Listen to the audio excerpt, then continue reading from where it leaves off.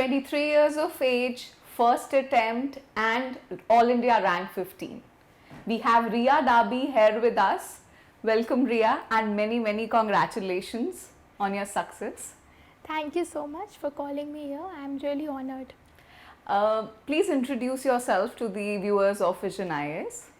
My name is Ria Dabi. I have secured the 15th rank in UPSC exam 2020 and I'm 23 years old. I live in Delhi. I've done my college and graduation from Delhi as well, and my optional in the exam was political science and international relations.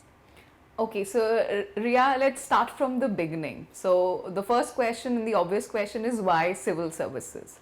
We all have been following and we all have heard about your sister Teena Dabi. She was the UPSC topper. So how has been her journey influenced? How has her journey influenced you? And how much of it was already in plan? You know, how much of it was already there even before that happened? Well, it was always my mother's dream that both of us should give the civil services exam, because it is a very prestigious profession where you can serve the nation and its people as well. And so I think right from the school times it was in my plan that I should also give this exam. And after my sister got selected and even topped the exam, so my motivation just got stronger, and I realized that I have to surely give this exam and I need to crack it. And you did, and that also so wonderfully with such a good rank, I should say, jisko bolte na 2-digit rank, so you are there. You spoke about your mother, so she took a voluntary retirement. So how much of that you think is a part of this planning? What role do you think your mother has in this whole grooming, because for UPSC preparation, because you both have reached there, you know? So tell us about your mother. I think my mother has a very big role, or even the biggest role we might say, in both of our successes, me and my sister. She took voluntary retirement just to look after me and my sister after our studies in school and college. And right from the start she always focused on, you know, reading the newspaper, reading different books so that you can improve your vocabulary, visiting different museums also to improve your knowledge.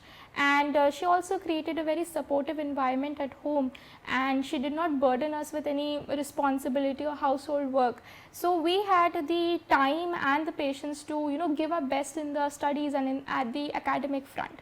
So I think she is my biggest inspiration, and I think she is the one who is behind my success. That's actually so well put. And yes, definitely, you know, on this stage there's just one person, but you know, there's a very elaborate support system for every person, and of course mothers have that special place.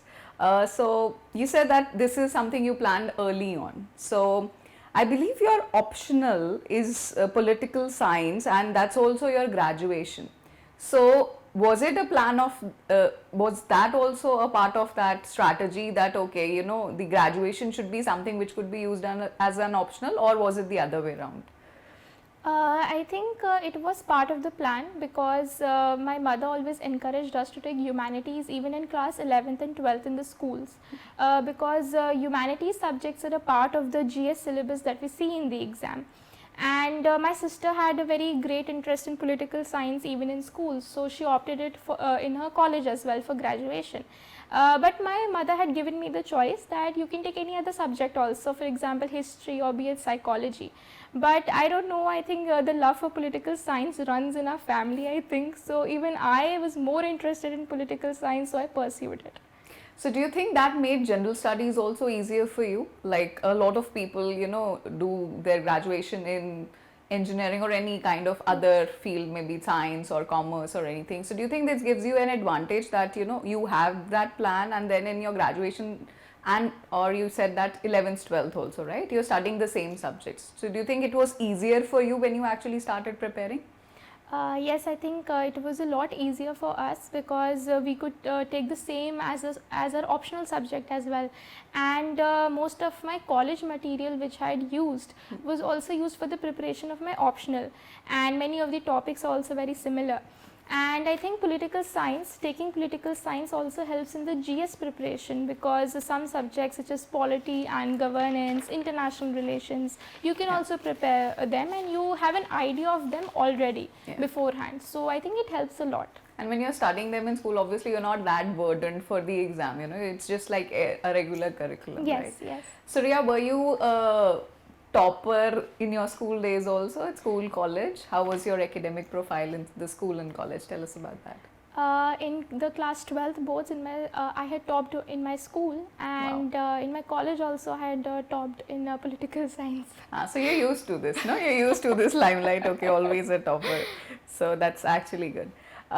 Okay, so let's now talk specifically about the exam, right? Yes. We have 3 stages of the exam: prelims, mains, and your interview or personality test. So you completed your graduation in 2019 and 2020 mein you wrote the exam, right? So tell us how your actual preparation started and how were you managing your prelims and mains? I mean, how apart were they or how synchronized that preparation was, prelims versus mains? I had started my proper preparation right after my graduation, and I think the preparation for prelims and mains, it goes hand in hand because the books that you refer to, you read them for both prelims and mains. The only thing that you have to do is segregate the topics which are just prelim specific and which are just main specific. And I used to refer to the previous year question papers to see that what is actually asked in prelims and what is asked in the mains. And I think whatever books I was reading, I was focusing on both the prelims and mains, and made the notes for it respectively, and I had given the many mock papers for it as well. Okay, so for prelims, if I ask you, so you said mock papers, how many mock papers did you give? And also, like now, as we are, you know, coming across to aspirants who will be preparing or might be, you know, somewhere midway. So what is your recommendation? We want to know that also. Ki, how many mocks should one be writing, right? And for prelims specifically, is there any portion out of that syllabus which you think needs special emphasis, or any book or anything which you like to talk about? I think for prelims I had solved more than 80 mock papers because I think prelims is becoming more and more difficult every year. So I thought, you know, more you practice, more the better your performance will be. And I think maybe minimum of 50 question papers if you solve before prelims, I think it will be good for you.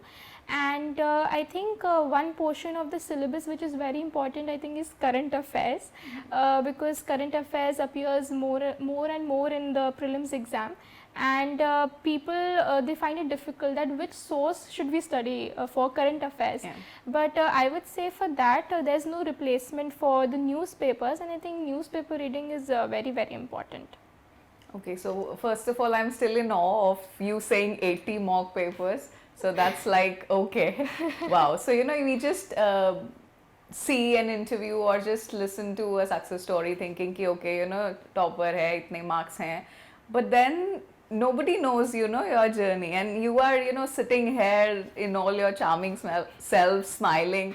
I can't even imagine, you know, how much of patience is needed to go through that 80 tests. So that's very impressive. So thank you so much. Now that I've said that, I can come to your newspaper part. So which newspaper were you reading? I was reading the Hindu and the Indian Express both daily. Okay. Yeah. Okay, daily you were reading. Yeah. And how much time was that taking you? Approximately 1.5 hours, sometimes 1 hour. Okay, for both, For right? both so you got newspapers. used to reading both, and you Yes. were reading them from Way From earlier. college times. From Yeah, college time you daily. started, so Yeah. you kind It of became got. a habit for me. Okay, okay, okay. So that's also something very vital you've told us, that there's no replacement for that, right? But you can obviously add it with other things like maybe current affairs magazine or anything like Yes. that, right? Okay. Uh, what about this aspect that, like you gave AT tests, so you put on a lot of time. So usually in my classes, I always tell students that you're supposed to go and analyze also after you've given a test. And the problem with most of the students come back with is that they take a lot of time in analysis. They've given the paper and then that processing takes a lot of time. So what is your take on that? That if you've given a paper, so what should the analysis include, and how much time or what aspects would you like to consider there? I think the analysis part is really crucial, because if you do not analyze, then you won't be able to improve your performance as such. So after I used to give any mock paper, what I used to do was that I used to see, acha, these questions I marked wrong, or this question I didn't know at all. So I used to look at the answer key, and I used to read the explanation as well, and whatever I found important, I used to note it down in my notebook, and then I used to revise those parts also regularly. Because if we do not analyze the question paper, it is time consuming, it is really time consuming, but if we do not analyze it, I think it will be more harmful to you. Okay, so Ria, 80 mock tests. I have to ask you, how did it help for the actual exam? That process of, going through in terms of time management, in terms of the kind of pressure you felt. So how do you think that those mocks helped you in that real exam on the final day? I think the number of mocks that you give, it really helps in the real exam as well, because even if you give the mock at home, so you give it in a prescribed time frame, so it helps for the real exam.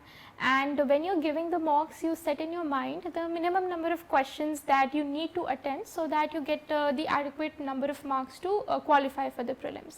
So for example, I had decided that I should attempt at least 65 to 70 questions in the real exam. So I think as many mocks you give, you evaluate your performance, you rectify your mistakes, so it really helps for the real exam. Yeah, and when you have a strategy in place, so you will also feel less pressure. Yes. Because you know what is expected from you and what you are supposed to do. Okay, so you said 70 questions. So how much did you actually attempt on the in prelims? I think I had attempted 71 or 72 questions. Okay. And we don't have the prelim score as of now, no, not right? yet, Right? We yeah. don't have the prelim score, but we know that the cutoff was around 92 in general category. So I think yes, with your accuracy. So if you were giving 70 questions, how many were correct, like in your mocks? I'm unable to remember Okay. the exact, Yeah. but I think I used to score maybe in the range of 95 to 110 in the mock papers. Yeah. Okay. So yeah, that's the range which we actually Yeah. looking for, and I guess mocks are sometimes a little harder also than the actual exam, so you get through. Okay, so after prelims, let's talk about mains. So how much time is necessary for a core mains preparation? How much duration do you think? And because you said that yes, most of your preparation is integrated, but when we talk about some portions like ethics or world history which are not a part of your prelim syllabus, so how much dedicated time is needed for that, for the mains preparation? And also essay, I would like you to talk a bit about essay also. Like I prepared everything within 1 year, and I was covering the syllabus gradually daily. I was focusing on both prelims as well as mains, Okay. for example world history, ethics and Yeah. essay. So I think that if you set a timetable for yourself that I have to focus on this part of the syllabus on this day, or have to complete it within this week, I think you can do it. And as for the mains, I think answer writing was very important. So answer writing practice, I used to do it maybe 3 times in a week, so I think that also helped in the mains. And if we talk about the essay paper, so I looked at the previous year question papers, that which are the frequent topics which emerge, and I used to make notes for the common topics, for example be it women or something on democracy, globalization, something related to digital India. So these things reoccur again and again, and I wrote down the information which really helped me in the essay also. And apart from that, for the essay, I had already prepared a structure for the answer. For example, there should be the introduction should be really remarkable. For example, with a quotation or an anecdote or something. Then you can talk about the history, the background, then what are the positive, negative sides. And I think in the essay paper you need to cover as many dimensions as you can, because it can get you extra marks. So I think I touched upon the political aspect, the economic, social, even the ethical as well as the international. And you can talk about the Indian perspective also. And another thing is that when you are ending the essay, it should be on a positive note, because sometimes people get too, they start to write too many criticisms, or maybe it is a negative point of view. I think that should not happen. It should be really balanced. So that can really help in the essay paper. Yes, exactly. And I think that's something which we say for all your mains answer also, that you have to end on a balanced note, right? You don't want any kind of bias to be reflected from your papers, or of course, like you use the word criticism, you cannot be very critical. You have to come up with a solution also, right? Ethics may also, I want to talk about it. So you scored well, right? 120 around something, right? In ethics. So ethics is always tricky, because it's, do you believe in this idea that, okay, you have ethics or you don't have ethics? Is it like that? Or can you like prepare? And if you can prepare, what is the preparation idea, and where do you go for ethics? I think having ethics, having some of your own values, of which you've learned from your family, it also helps in the paper as well, because I think some of the incidents which I wrote as examples in the answers, it was from my own experience, so that helped in the paper. And for ethics, I would suggest that you should make your own notes, especially for the values, for the philosophies, for the thinkers, because you can write those in the paper in the real exam. And I think the use of examples should be abundant in the ethics paper, because that gives the idea to the examiner that you are well connected to the reality, what is going on in society. And I refer to many online sites also to get such examples. For example, we have the Better India website, where we have the real case studies, the real life examples. So I used those in my answers. And for the case studies, I think practice is the key. If you practice as many case studies, mock papers, previous year question papers, then you get an idea how to structure your answer, how to give the proper solutions for any incident. So I think practice is important. Yeah, so I think I take away two things from it, which I really think the students will find very helpful.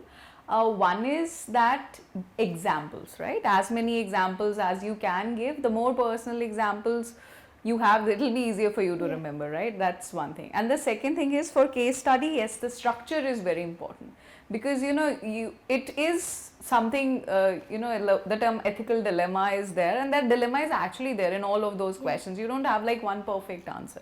So you need to learn to put it, right?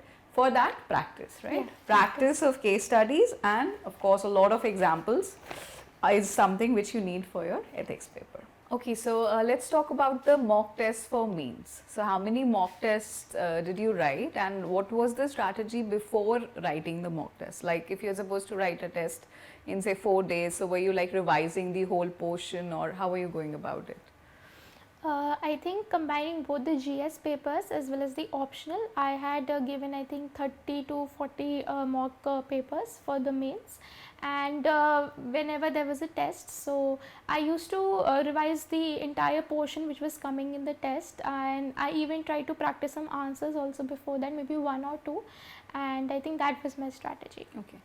So between optional and GS, when it comes to the mains preparation, so what is the division of time there in terms of time management?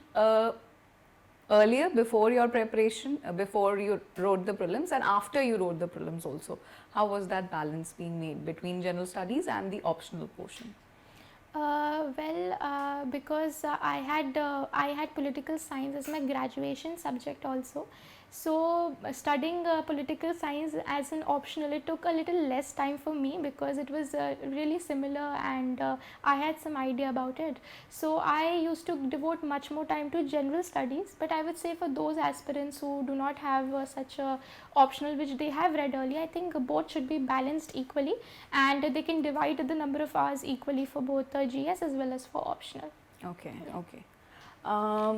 And any particular paper out of these 4 papers, right? GS 1, 2, 3, 4, which you found most difficult, I should say, or which needed, you thought that which needed more attention from you?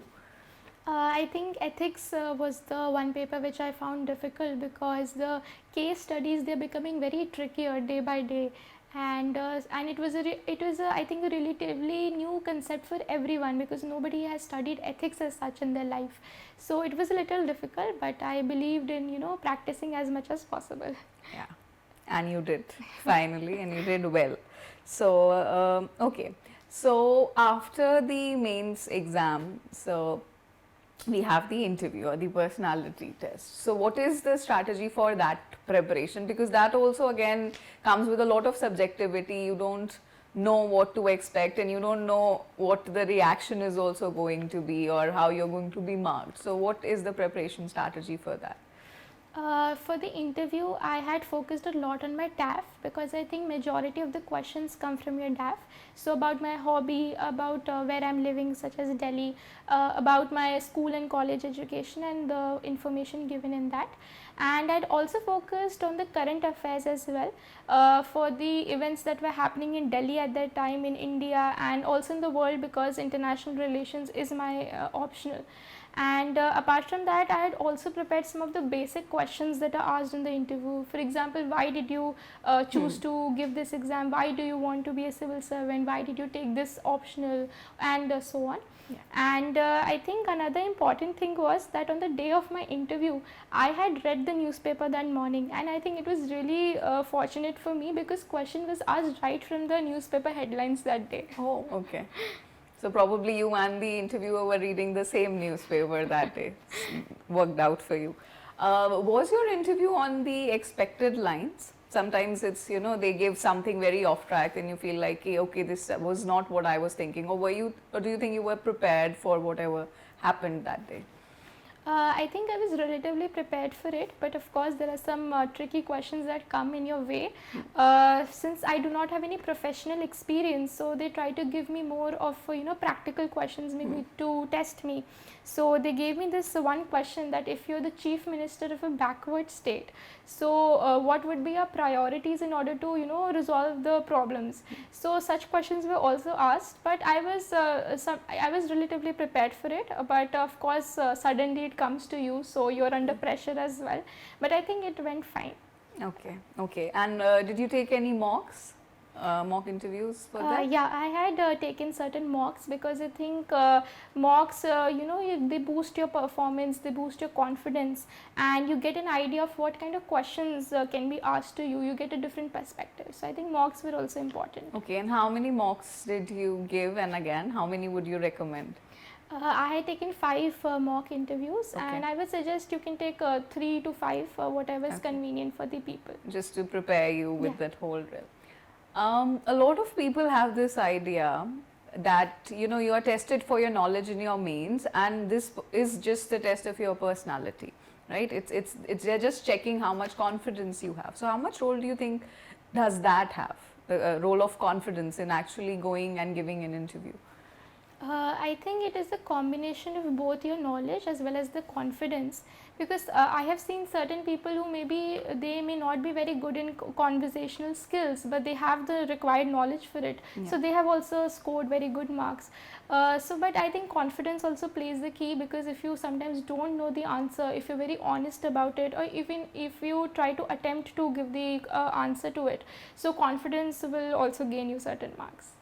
Yes, so that you can always say that you don't know something when you don't know, right? For that you need confidence, of course.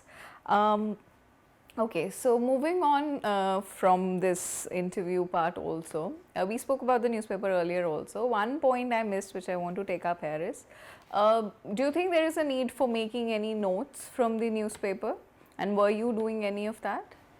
I was making notes from the newspaper regularly because I have had this habit right from childhood that I need to write I need to read the material which is written in my own handwriting, because otherwise I'm not able to learn it properly.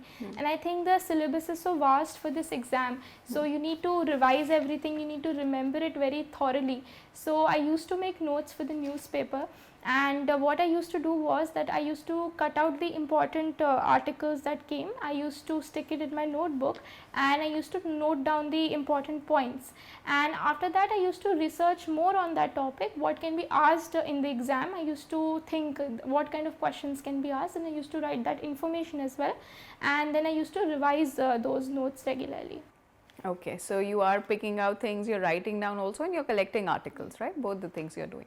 Now tell me this thing that sometimes there are issues which are coming in continuation, right? Like there is an issue which might go on for months. So how do those notes work there? So how are you like integrating it? And a lot of students find this problem that they collect articles, but they feel that we cannot go back and read them. So how frequently do you think one needs to go back to them so that that can be read? And how do you like compile it? So over an year this would otherwise pile up, right? So how does that work? I think for those events which may continue for a while, I used to leave a certain leave a certain number of blank pages for that topic, Okay. so that I can fill up the information later as well. And because the information piles up after 1 year, and that happened in my case also. Yeah. So we cannot learn and revise all the things. I do not think it's possible. So we need to revise the important things, Okay. and we need to mark what is important, what can be asked in the exam. And I think that knowledge comes from referring to the previous year question papers as well as solving the mock papers. You get an idea that this year this topic is important, but this may not be asked. So I think that will help. So I guess this can actually be very useful for all the subjects, for everything that you're reading, that if you have a base of the syllabus, and the combination of the syllabus and the previous year's questions, right, then what needs your attention, right? Then you can compartmentalize, and then you can reduce that pile, and then just pick out what is important, and as you said, then keep revising that, right? Okay. What about making notes from other basic books or any book? Like you said that you remember things better when they are in your handwriting. So does that also work for standard books for you, and maybe NCRTs which you would have read? Yes, even for the NCRTs, such as for history, geography, I used to make notes also. Okay.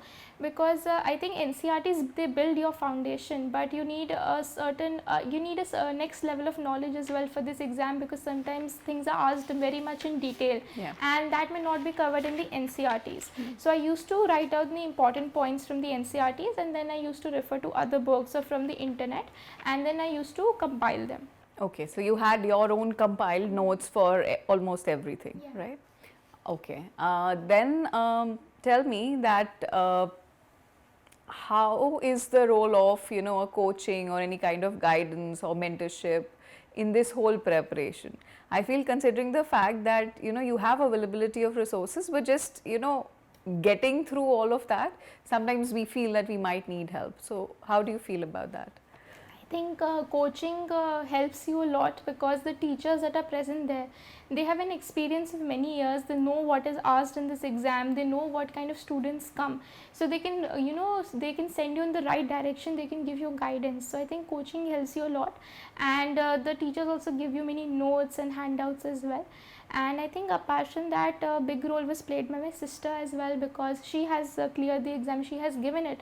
So she also used to guide me about certain things, that these books are important, you can do this, you can join that. So that also helped. Yeah, I guess she has been guiding so many other aspirants also. We've seen so many of her discussions, and of course she had to do it for her sister. And yes, any form of guidance you can get from anybody, somebody who's cleared, or maybe professional coaching or whatever, that should make it easy. That's Yes. obviously you need to do the hard work, but yeah, that can be the push which you need. What about the many resources which are available online? Right now we have mushrooming of so many websites and portals, so students find it very challenging and very confusing also, right? Like I have seen people who read the newspaper and then they'll watch a video on that newspaper, and then there are sources giving you content, and everything seems important, particularly for people like you who are in their first attempt. So how much did you use these online sources, and what's your take on it? I think I believe in limiting your resources as much as possible, because if you refer to too many resources, you get confused at the end. So I used to stick to my basic books such as the NCRTs, and if I had to research a little more, so I think I refer to the online government websites which are there, because they give pretty much accurate information that you need, such as PIB. And if some students require, they can even visit the website of the coaching institutes. They also give good information. But I think other than that, you should not waste your time much, browsing through the internet, looking at various videos. I think you can utilize that time in revising your NCRTs only. Okay, okay. So that's actually smart that you're writing a government exam. So visit a government website, right? Because we know that the credibility of that information is there, and if you can quote something from there, that will obviously give you an extra boost. So that's one smart thing. And yes, you don't need to go around many sources. Be selective, do less, and repeat, right? Even if it's just the NCRT, do that again. Okay, that's actually wise, and that is actually one thing which I think all aspirants need to learn also, because time is ultimately the Crucial thing, the most crucial thing which you need to keep in mind. Okay, so of course you've been preparing, and this obviously took on to be the major part of your life, but what else does Ria do? That's what we want to know. That if Ria wants to de-stress, I saw some of your paintings, right, that you paint, and tell us a little bit about that, and what else do you like to do? Well, whenever I was under stress, I just wanted to relax during my preparation. I used to paint. I'm very fond of Indian folk paintings, so I do a lot of Saura and Madhubani paintings, and many of them are hanging at my home also. And apart from that, I also like to read books. It has been a habit of mine since childhood. So I like to read fiction books, mostly written by Agatha Christie. I really like her detective novels. And I also used to, work out regularly, because I think physical fitness is also really important, and it helps you to, remove your stress and refresh your mind. So I think that was also one thing that I did. So actually that's like you are the complete balanced person in that sense, no? Ria is doing physical activity, Ria is reading books, and you are painting, and that also, being drawn to something. So I think you were born to be in civil services, because you're already doing Madhubani painting. That's actually something very important. A lot of times, when we have a big goal set up, so we kind of feel the need to, leave everything else. But that cannot really give you the best result, because you need things to be on a holistic platform, right? So how pressurized or stressed, like you've told us about your stress management activities which you did, so how pressurized did you feel throughout this whole preparation, or how, because you always had this thing in mind, so how much of that was overpowering you, or how did you feel about it, in particularly the stress of getting or becoming an IS officer? I think every candidate feels a little bit of stress and pressure as well. And I think for me, there was an additional pressure from outsiders as well, because they, always pointed out that, okay, your sister has stopped the exam. So, but fortunately, my parents and my sister, they always supported me right from the start, and they said, just do your best, do your hard work, and we'll see what the result holds. Do not worry about that. So I think that also helped me a lot. Okay, so what was your internal motivation, right? You have a tremendous support system, but when Ria is trying to calm herself up, or when she's trying to tell her, okay, no, I have to give my 79th mock test. So what's your personal motivation there? I think my personal motivation was that I have performed well in my school and college, and I am a decent student. So if I work hard enough, maybe I can clear this exam. So I just thought that I should believe in my hard work, and I should just not lose hope. I should just keep going on. Okay, so yeah, actually I feel because of this tremendous journey, all amount of support and help will only work if you have that in you. And yes, because of your credentials, because of the fact that you've done things well before, so you feel yes, I can do it. I think this I can do it is most important, right? That's what's going to drive you. So what's the biggest learning or biggest takeaway from this preparation, right? they say that UPSC preparation is something which it's always going to stay with you, right? So what's your takeaway from this whole journey? I think my takeaway is that I think it is a really incredible journey. It is filled with both challenges as well as enjoyable moments, and I think all the things that I've studied, it will always stay with me. And I would only like to say that you should never compare yourself to anyone, because each candidate's journey is very unique. So I think you should just never lose hope and just believe in your hard work. Yeah. So I really like you said this, that everybody's journey is unique, right?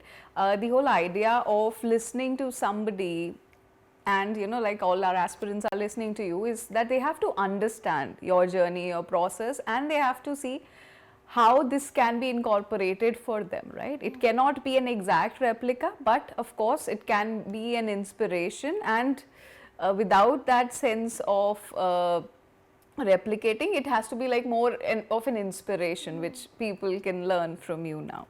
So now that you're a civil servant, what is the bucket list? So what does Riya think she should be doing, and as a civil servant or otherwise in life, what do you look up to from here? This is done. I think I would really like to, focus on my training really well, because I need to get an idea of how administration really works and what I can do to make it better and how I can serve the people. So I think I really need to focus on the training part, and I think women empowerment has always been my priority, and I would like to be it my priority even in the future. Because I think participation of women should increase in various fields, whether it is in health or education or services, agriculture, because I think women can really change the future of this nation. So I think I would like to focus on that. Yeah, and I think if we have women like you, and especially young women like you, so I think the future will definitely be very, very bright, and India has a lot to look forward to if we have civil servants like you starting so early on and having that kind of passion. So yes, I think we see some bright light there. Riya, we will conclude this by you talking to our aspirants. What is your message? What is the advice, or what is your I should say words of wisdom which you want to pass on as you're passing the baton on to the next line of aspirants? So what would you like to tell them? I would like to tell all the aspirants that you should set your own timetable and targets for yourself according to your personality, and have a consistency, maintain consistency, so that you can cover the syllabus gradually. And I think you need to revise a lot, you need to practice a lot, and apart from that, just never lose hope and never quit. And if I can do it, I think others can also do it. So just keep going on, and all my best wishes to all the aspirants. Thank you so much, Riya. I'm sure people are thrilled meeting you and listening to you, and yes, I'm sure there will be a lot of people who will be inspired and would be putting in that hard work to get there, get where you are. It has been such a delight and an honor for me personally to have met you. Thank you so much for giving us your time. Thank you so much. Thank you. All the best. We hope to read a lot of great news items about you when you become a civil servant with all your great work. All the best. Thank you so much. Thank you. Thank you.